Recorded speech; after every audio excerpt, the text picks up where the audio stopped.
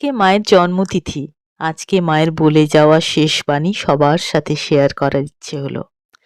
মায়ের শেষ বাণী, যিনি একটি জনৈক স্ত্রী ভক্তকে ডেকে বলেছিলেন, যদি সংসারে শান্তি চাও মা, কারো দোষ দেখো না, দোষ দেখবে নিজের।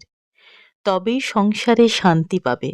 সংসারে কেউ পর নয়, সকলকে আপন করে নিতে শেখো।